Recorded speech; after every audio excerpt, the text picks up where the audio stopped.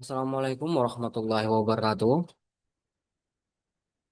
Perkenalkan, nama saya Salman Al-Farisi dengan NBI 14122000002. Di sini saya akan memaparkan pengukuran produktivitas dengan metode OMAX, Objective Matrix, untuk memenuhi tugas PAS analisis produktivitas.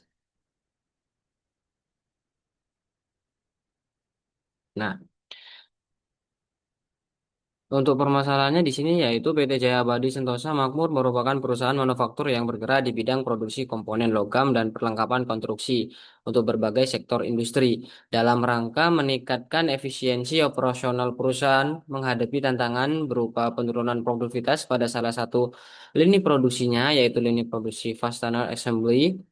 Untuk mengatasi permasalahan tersebut, manajemen memutuskan untuk menerapkan metode Objective Matrix (OMAX) sebagai alat bantu dalam mengukur dan menganalisis produktivitas secara menyeluruh. Metode ini dipilih karena kemampuannya dalam mengintegrasikan berbagai indikator kinerja utama ke dalam satu matriks yang sistematis, sehingga mempermudah proses evaluasi, pemantauan kinerja, dan pengambilan keputusan yang lebih tepat sasaran. Di sini, di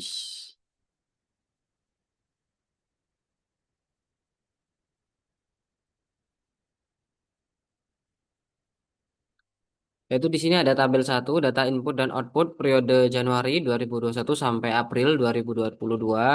Yaitu ada kriteria satu, kriteria 2, kriteria 3, dan kriteria 4, dan ada output juga. Di sini nilai tabel nomor 2 yaitu nilai performance tiap kriteria. Oh, output dibagi sama input.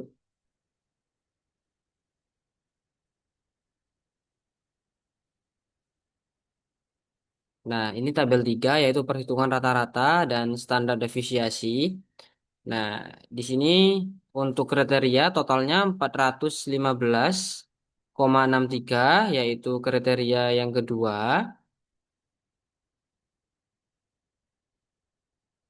Untuk totalnya 18012,42 dan seterusnya. Di sini juga ada rata-rata dan ada standar deviasi juga.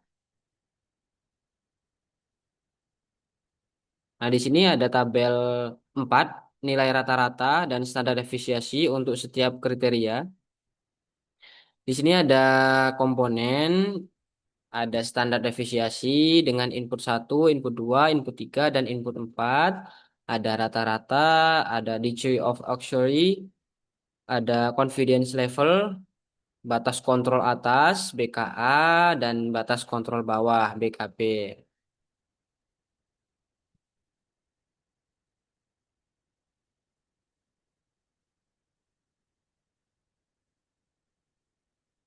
Nah, tabel untuk 6 target sasaran akhir, skor 10, sasaran jangka pendek skor 3, dan nilai produktivitas terendah skor 6.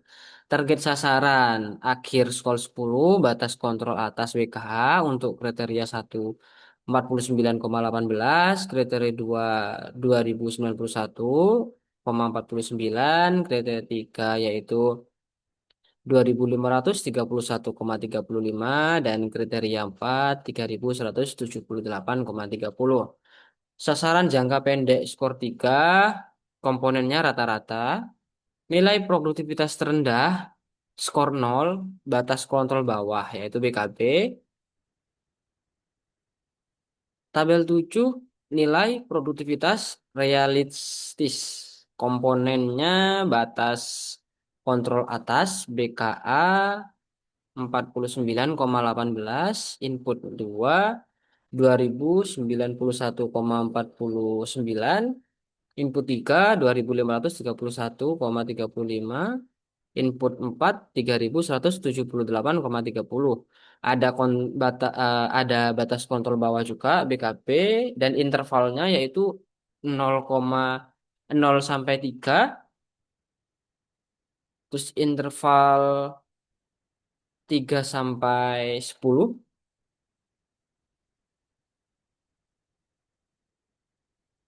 Nah, di sini menentukan nilai bobot kriteria. Untuk tabel 8 yaitu menentukan nilai bobot kriteria tahap 1, 2, 3, dan 4.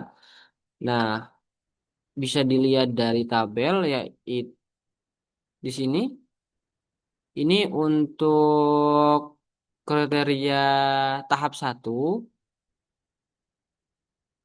tahap 2, tahap 3, dan yang ini udah ada tahap 4. Tahap 4 yaitu ada total, ada bobot sama bobot persen. Menentukan skor dari skala dan menentukan pencapaian kerja. Nah, di sini kita lihat dari tabel yang nomor 2 tadi, yaitu rasio output dibagi input. Di sini ada tabel 9 nilai BKA, rata-rata, BKB, bobot, dan interval yang eh, data yang sebelumnya, yaitu batas kontrol atas, average, batas kontrol bawah, bobot, interval 0 sampai 3 sama interval 3 sampai 10. Nah, di sini untuk perhitungannya tabel 10, penentuan skor dari skala dan pencapaian kerja, kriteria 1, kriteria 2, kriteria 3, sama kriteria 4. Ini data yang tabel nomor 2. Terus yang ini untuk menghitung batas kontrol atas,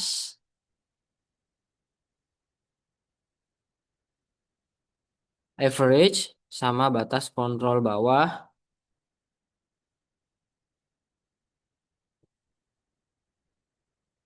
Nah, di sini ada batas kontrol bawah.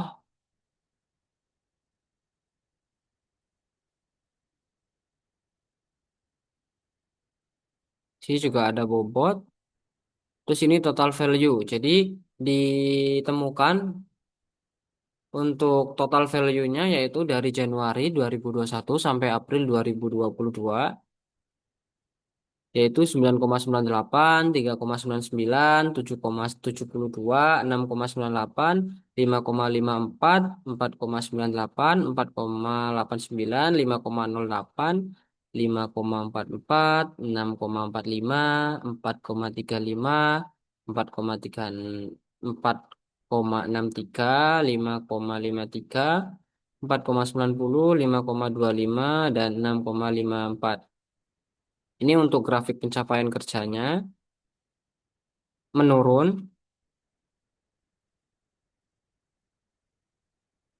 Nah, di sini untuk menentukan indeks produktivitas total. Nah, dengan demikian indeks produktivitas IP untuk bulan Februari 0,6, Agustus 0,04, dan Oktober 0,19, Desember 0,07. Demikian dari saya. Terima kasih. Assalamualaikum warahmatullahi wabarakatuh.